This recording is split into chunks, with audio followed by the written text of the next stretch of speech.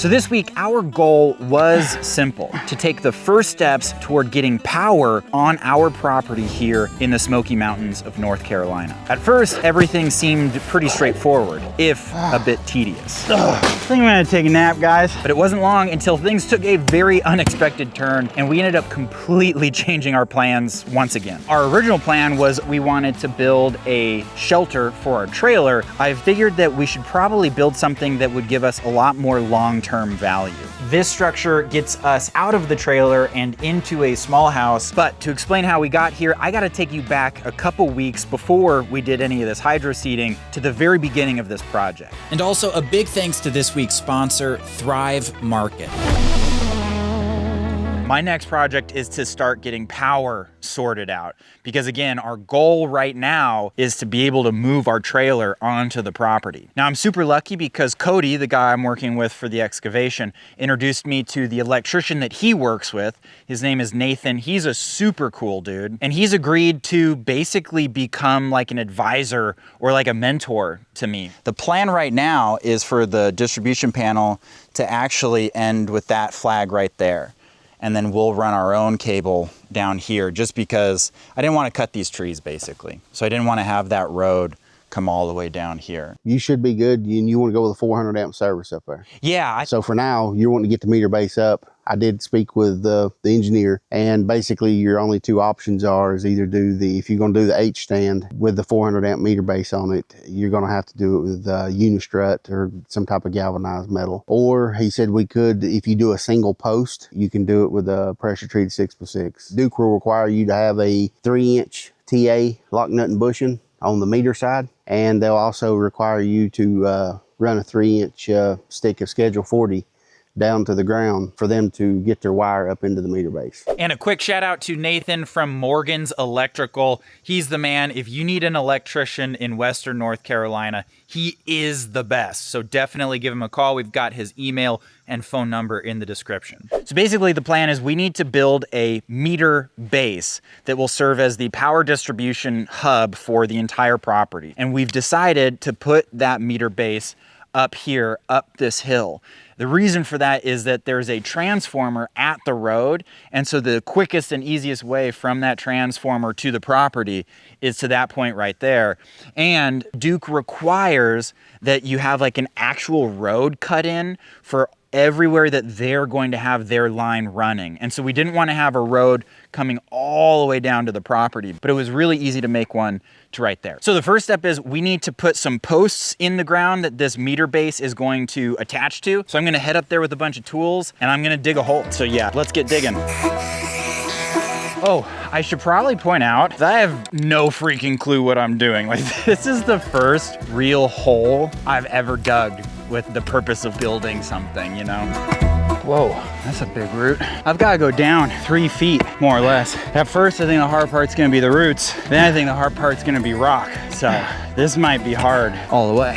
Whoa, it's way more than we need. Got a little overly zealous there. Okay, let's try this fancy new tool. I feel like the last couple weeks working with the big equipment on excavating a property, it's like I've been battling the land with an unfair advantage. I've equaled the playing field. I'm giving the land a chance to beat me. Oh, now, a lot of you are probably wondering why I'm digging this hole so damn big. It's actually because we're gonna be putting 2 6x6s in here. Now, typically, you would do them in what's called an H structure, where they'd be separated by like a foot and you'd have a cross piece in between. Due to like peculiarities of code, you can't make an H structure out of wood anymore, but you can do a single post out of wood, and we want it to be strong and last a long time but not be expensive. So instead of making it out of metal, we're making it out of 2 6x6s that are attached together to create 1 post. One downside is this hole has to be kind of big. Got another 6 inches. It's just that we're starting to hit some serious rock, and our hole is way bigger than it needs to be. A little worried about how much concrete we're gonna end up needing for this, but I think I'm gonna live with it as is. That is not easy. I think I'm gonna take a nap, guys. I'll be back here in a minute. The bottom of the hole is gonna be gravel so that if any water gets down in there between the concrete and the wood, the water is able to drain away through the gravel. So it's a base for the posts and it's also drainage for water. Like, I've worked out a lot in my life. This is just raw. Like, carry a big, heavy, awkward thing up a hill. That's the real deal, dude.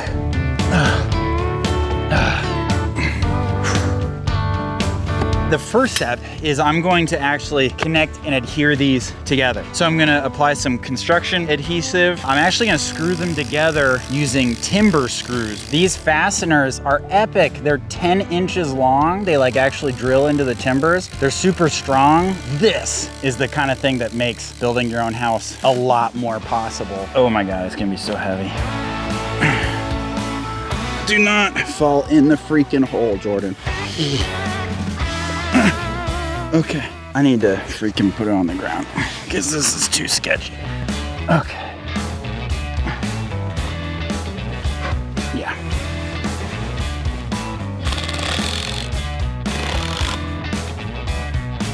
Okay, that's level. I'm gonna take these stakes, I'm gonna nail them into the ground and then connect these supports to these stakes so that this thing seriously stays put. So now it's like I can kind of bump it and it's not gonna go anywhere. All right, so we're ready for concrete. This is the part I'm not looking forward to, which is hauling all that concrete up here. Holy moly, that's heavy. So 8 of these bags, 50 pounds each, that's 400 pounds. I'm gonna be humping up this hill.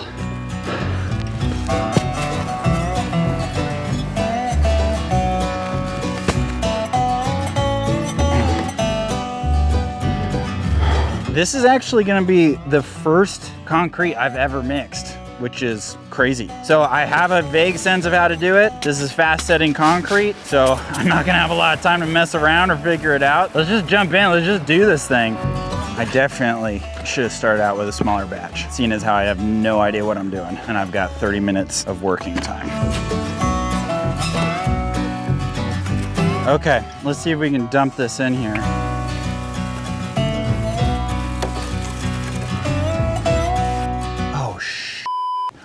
Oh, this thing somehow shifted. What the hell? Okay.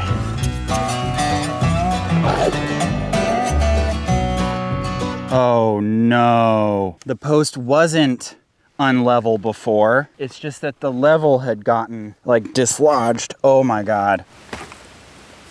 Okay, at least I can still adjust it. Okay, I'm gonna lock that in. Okay, it's freaking level. I've gotta go to the store, get some more concrete. There's enough time, just barely though.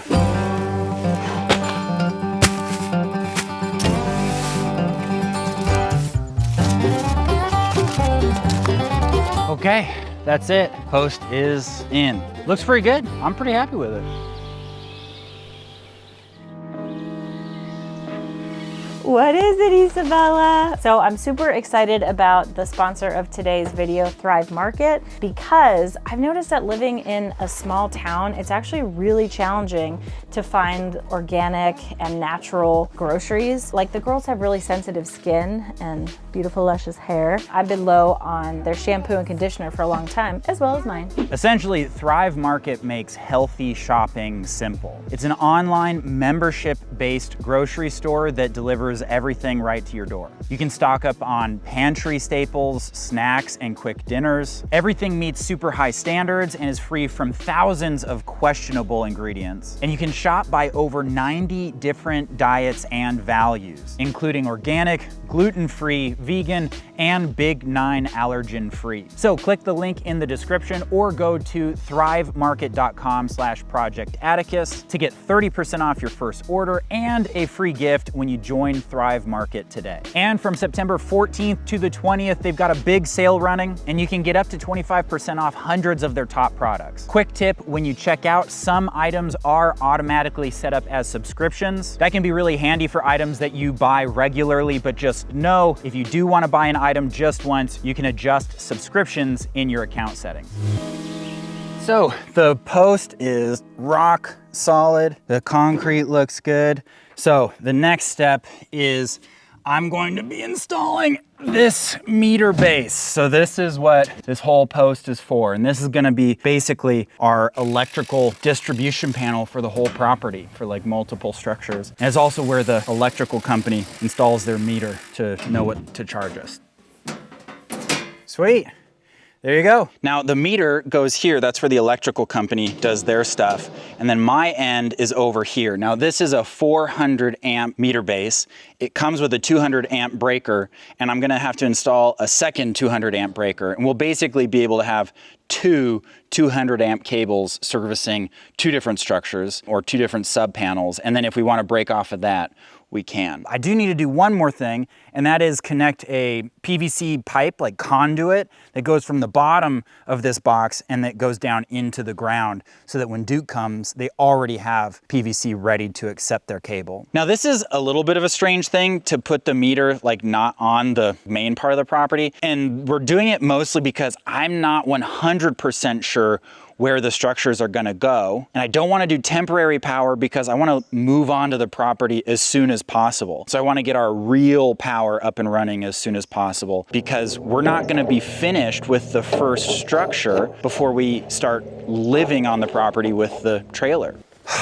All right, so I just realized that the pipe needs to come down like this, and I made this concrete base so freaking massive that the concrete is actually in the way of where that pipe needs to enter the ground. Now, I'm sure I could get a little bit of play here, but I'm definitely gonna have to remove some of this concrete. I've hit a freaking underground tree. Man, today is just not my day. I got a feeling that did it. Sure did. See how the electrical company does with that.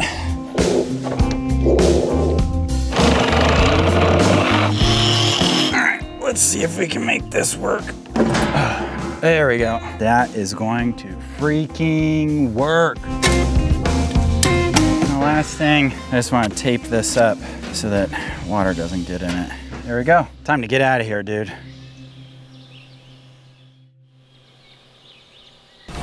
So yesterday, Duke, the local electrical company, came and dug a trench and ran their wire from the grid to the meter base and then covered that trench up. So we're all set in terms of that meter base being connected to the grid. And I gotta give a shout out to Duke. They did it 3 weeks to the day of when we finished that meter base. And that was their estimate on how long it would take. So good on you, Duke, well done. But we can't actually access that electricity until we have an approved build permit. So my project this week is actually not more electrical work, but it's actually designing our first permitted structure. Now, our original plan was over here, we wanted to build a shelter for our trailer that would also have a bathroom and laundry. So I started sketching that out, but as I was working out how we were going to build it, I started to realize that this structure would take like 60% of the work of just building a small house. So after giving it a lot of thought, I decided to completely change our plans once again. So this is what I'm calling our workshop slash house.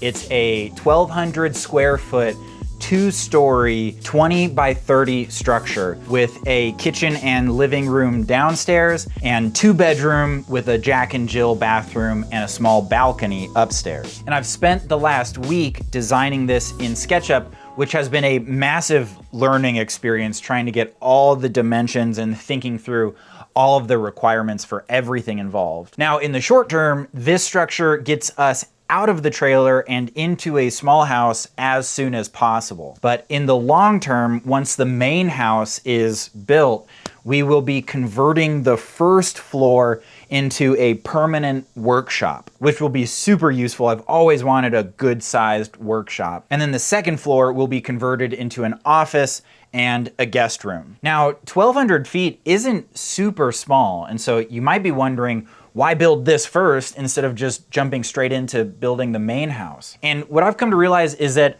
Our dream home is going to be a much more complicated project than this. For the main house, we want vaulted ceilings and large windows that take advantage of the amazing view. We'll want nice countertops. We'll need more and bigger bathrooms. And all of that dramatically increases the cost and complexity of the build. So while this workshop slash house will definitely be smaller than the main house, it will be vastly cheaper and easier for us to build. And it'll give us a lot of long-term value once the main house is finished. But there is a catch. Fitting a 20 by 30 structure on this relatively small build site might not even be possible. And so I've got my construction buddy Cody coming over today to give me some advice on what we might be able to do. What's up, dude? Everything looks good. It's starting to get green. The real issue I'm coming up against is the proximity to the bank. I've got these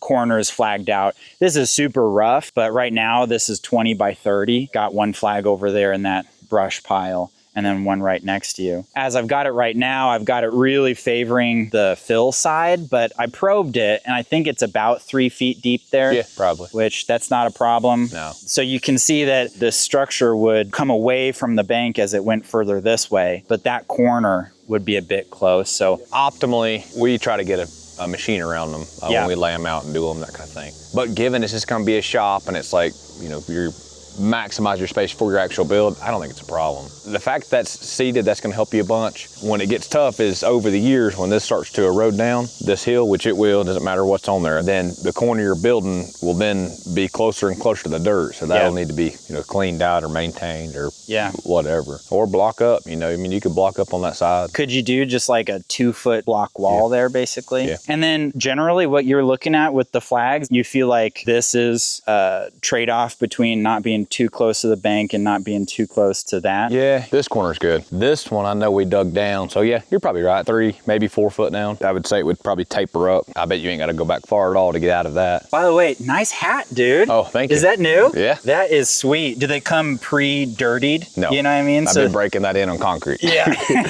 Yeah, we poured a massive slab at the house out back. All right, man. Well, thanks a lot for the help, dude. Yep. Good to see you again, man. Yep. We've missed you around here. Missed you. The Yeah. guys really missed you. Yeah.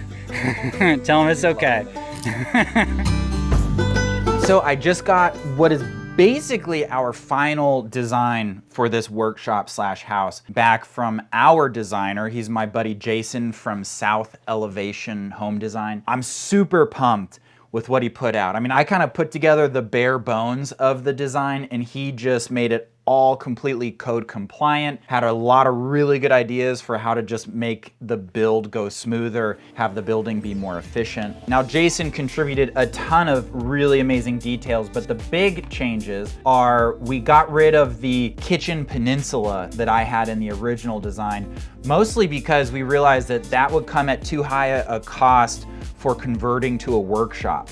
So this new design has the kitchen counter and appliances on this back wall mostly with a small little L here. That way when we convert to a workshop, this can all just turn into actual counter space for the workshop. This is gonna be a utility sink, and so it can just stay a utility sink, and we won't be obstructing any of the open space here with that peninsula. Plus, wall-mounted cabinetry and counter space is a lot cheaper and easier to build than something that extends out and that is like self-contained. Getting rid of that allowed us to put a big dining table here, and in fact, we might even move it a little bit closer and turn it into like an island slash dining table. Jason helped me a lot with the stairs, because when it comes to stairs, you need to know exactly how large each step is going to be, how many steps you need, in order to know exactly where that stair is going to end and begin, both on the first floor and the second floor. Because if you don't nail that perfectly, then you could be designing something that just isn't gonna actually happen in actuality. And so Jason brought a lot of experience there. The upstairs is still mostly the same, but he put in a lot of work into the details of like where plumbing would go, where ducting could go, all that kind of thing. But the biggest thing is that this plan is pretty much ready to be submitted to the building inspector inspectors department for our build application. So you can see we've got like some beautiful elevation drawings here that really make this structure feel more real. It's super exciting. And honestly, he's got all the data and information here that I would need to build the dang thing. So I've actually taken this design and I've already submitted for our build application with the local building inspectors department. And hopefully within a week or two, we should hear back from them. The turnaround here is really quick. That's one of the nice things about living in a small rural community. So yeah, I'm stoked, man. And a huge thanks to Jason from South Elevation. If you're looking for a home designer, he really is amazing. He knows so much about how to design a house that's gonna work for you, both in the spaces and how to utilize them effectively, but also how to design a house that can be easily built, that can be efficient, and that can save you some money. So definitely head over to southelevation.com, hit up Jason, let him know I sent you. He's gonna make your home building experience much, much better. Now in North Carolina and in a lot of other states, you can submit for building application permits under the owner builder rules. And so if you're not gonna sell the structure within a year, I think, and you have to live in the structure for that year, then you're able to pull all the permits yourself as the owner builder. You just have to be there physically for all of the inspections and you're like on the line for everything. And so yeah, that's how we're doing this.